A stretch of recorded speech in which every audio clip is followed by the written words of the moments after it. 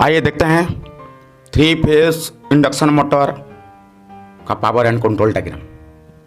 3 phase direct online starter, 3 phase direct online motor. देखिए MCB, control MCB, power contactor, overload relay और motor. इतना ही है, इतना ही लगता है 3 फेस डायरेक्ट ऑनलाइन स्टार्टर या डायरेक्ट ऑनलाइन मोटर को चलाने के लिए।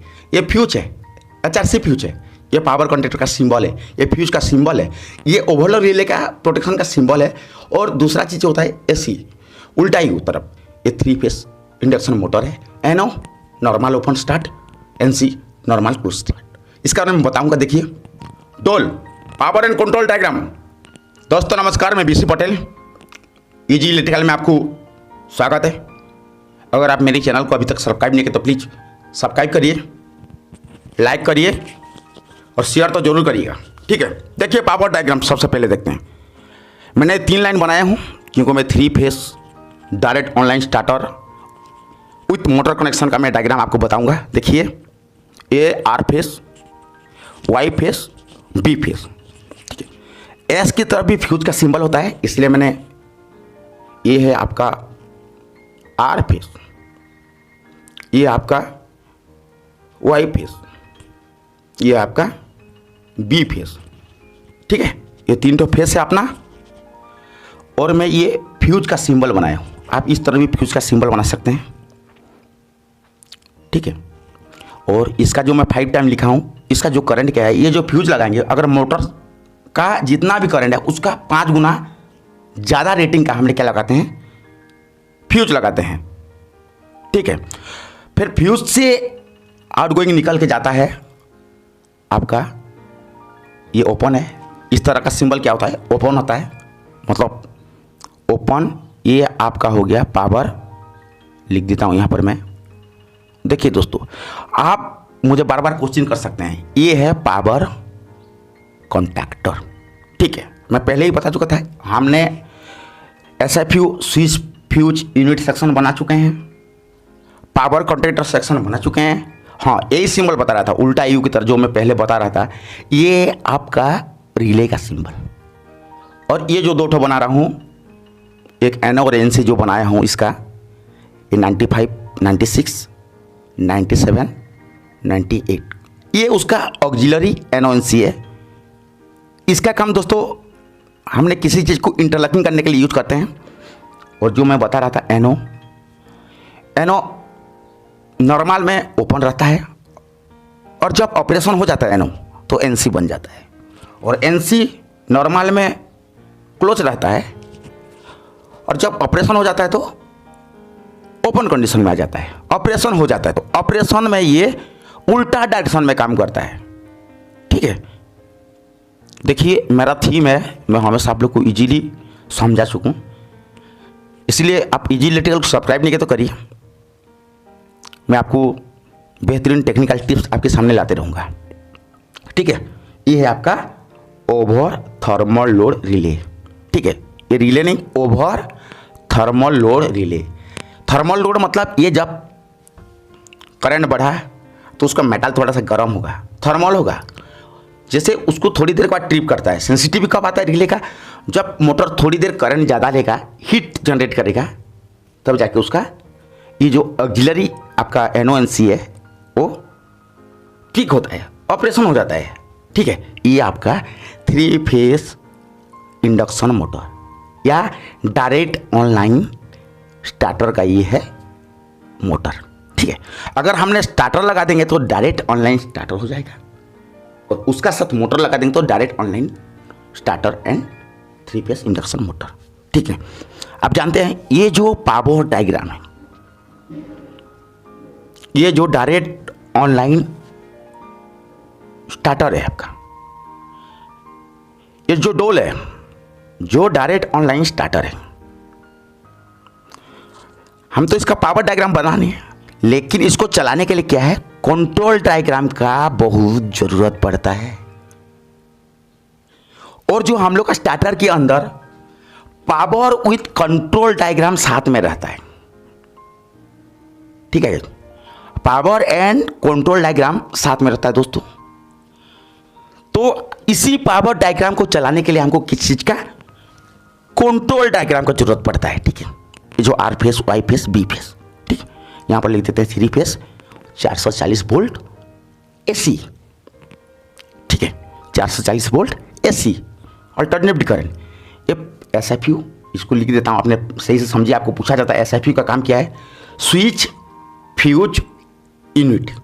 ठीक है, स्विच मोड है, स्विच फ्यूज यूनिट है इसका, फ्यूज यूनिट मैं लिख दिया यहाँ पर एसएफयू।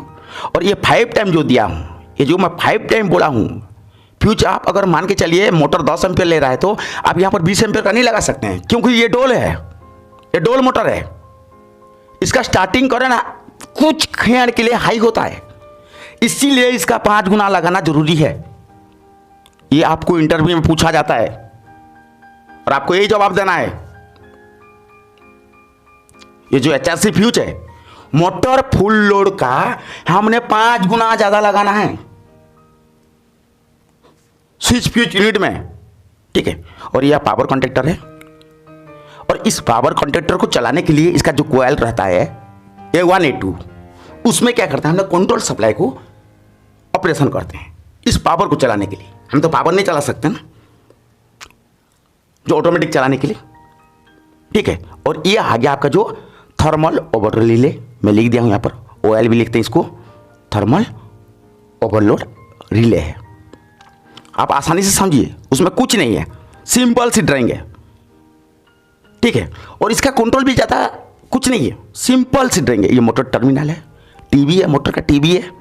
ठीक है, ये जो डोर स्टार्टर है, डायरेक्ट ऑनलाइन स्टार्टर है, ये मोटर का। देखिए, किसी भी चीज़ को चलाने के लिए कंट्रोल का जरूरत पड़ता ही है दोस्तों। ठीक है, कंट्रोल वायरिंग बहुत जरूरी है किसी भी चीज़ को चलाने के लिए। ठीक, इसीलिए पावर का साथ साथ कंट्रोल डायग्राम देखना बहुत जरूरी होता है। देखिए, कंट्रोल वोल्टेज डिपेंडिंग करता है कंपनी के ऊपर, रिक्वायरमेंट के ऊपर। हम जब पैनल बैठाएंगे, हमको कितना का कंट्रोल सप्लाई चाहिए। ठीक है, 220 volt DC, 110 volt DC, 48 volt DC, 24 volt DC, ये सब कंट्रोल जो वोल्टेज की रेटिंग है वो आजकल बहुत ज़्यादा चल रहा है। आजकल सबसे ज़्यादा चल रहा है 48 वोल्ट डीसी। आजकल सबसे ज़्यादा चल रहा है 48 वोल्ट डीसी, इसी का कंट्रोल सप्लाई, जो पावर कंडक्टर का कोयल का कंट्रोल सप्लाई। ठीक है, इसका आजकल बहुत ज़्यादा आ रहा है।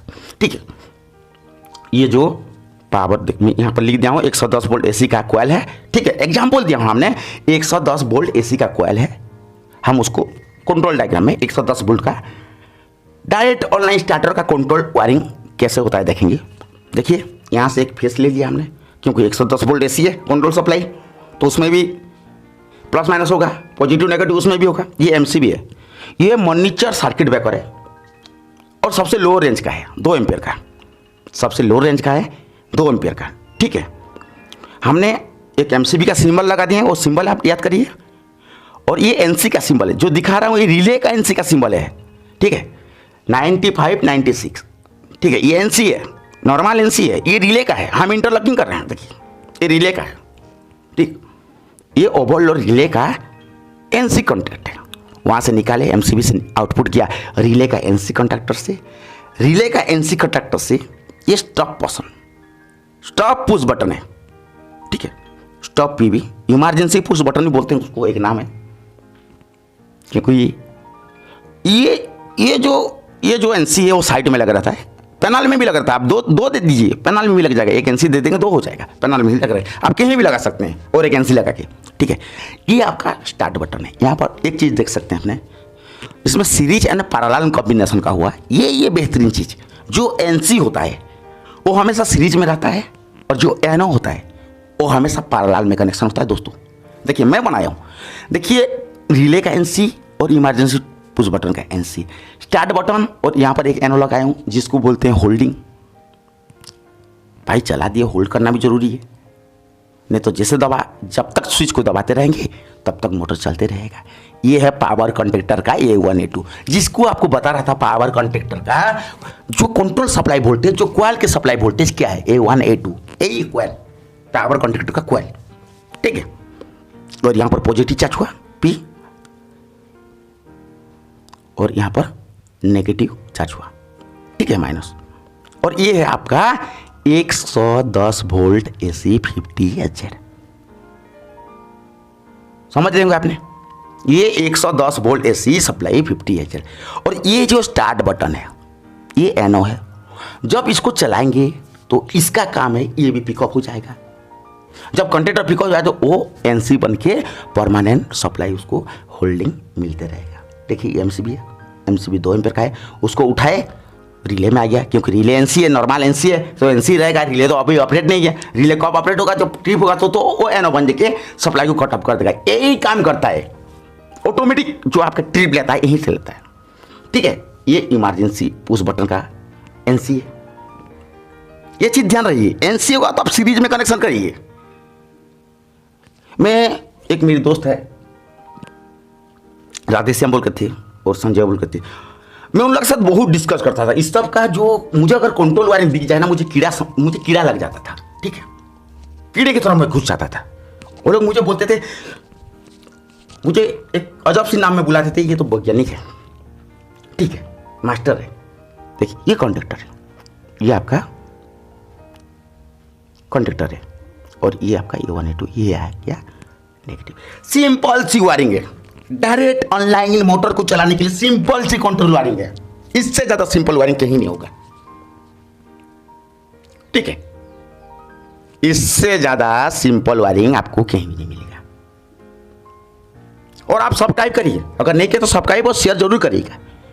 ये इलेक्ट्रीशियन को पूछा जाता है जब इंडस्ट्री में जाएंगे तो सबसे पहले यही क्वेश्चन किया जाता है, यही क्वेश्चन, डायरेक्ट ऑनलाइन मोटर का पावर डायग्राम बनाइए with control diagram, direct online starter का पावर डायग्राम बनाइए, कंट्रोल डायग्राम, ठीक है। आप इस तरह से मुझे प्यार देते रहिए, मैं इस तरह का टेक्निकल टिप्स